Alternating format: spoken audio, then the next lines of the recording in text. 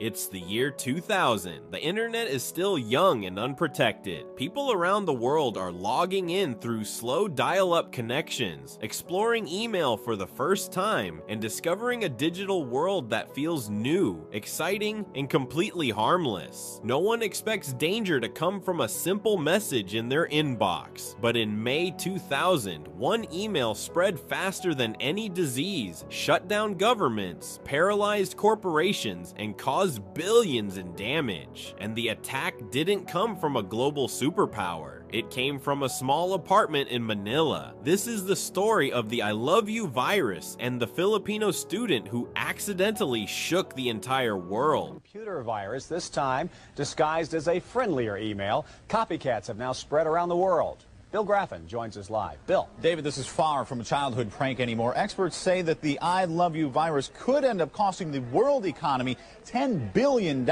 in lost work time.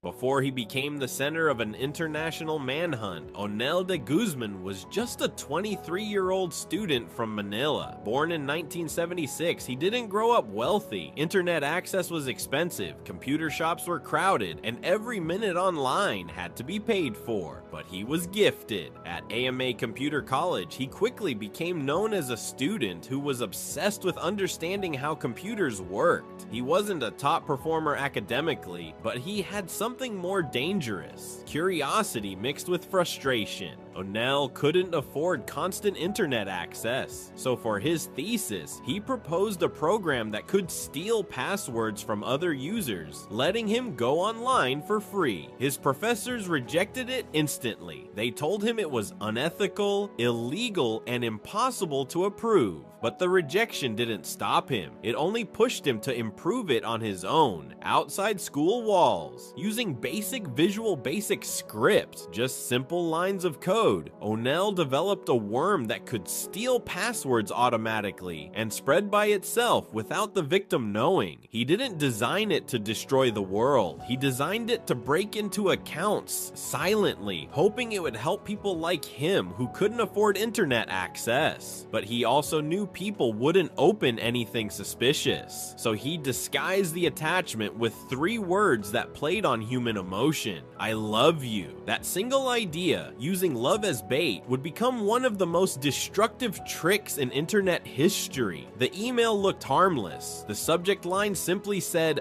I love you, and the attachment looked like an innocent text file. Love letter for you.txt.vbs.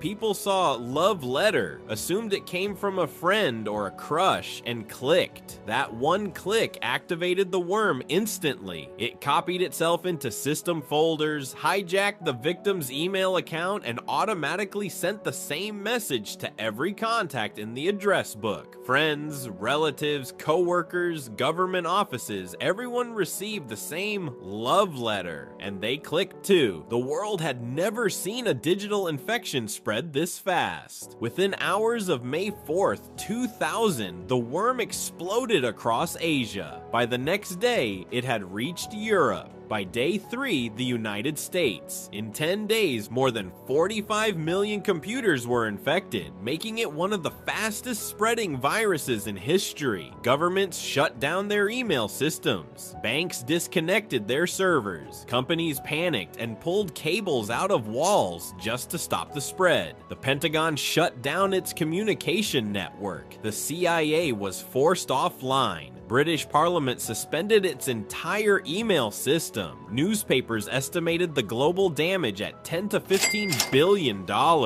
IT teams around the world were wiping drives, isolating networks, and trying to figure out how the world fell for a digital love letter. It was chaos, and every clue pointed back to Manila. Investigators quickly traced the virus to an internet shop in Pandacan, where Onel and his classmate used to work. They found versions of the code on his school computer and copies of the worm hidden in the shop's files. Everything led to him, and within days he was the target of an international investigation. But there was a problem. The Philippines in 2000 had no cybercrime laws, none. The act of creating and spreading a global virus wasn't technically a crime. Authorities questioned him, but they couldn't charge him. Onel walked free, slipping out of the spotlight as the world tried to understand how a student from Manila had brought global systems to their knees. For years, he disappeared. Then in 2020, BBC reporters found him working quietly at a small phone repair stall in Manila. When they interviewed him, he finally admitted it. Yes, he created the ILOVEYOU virus. He said he never meant to cause worldwide destruction. He only wanted free internet access. He apologized and said he had no idea the worm would spread uncontrollably. The structure of email systems back then made it unstoppable. One emotional click was all it took.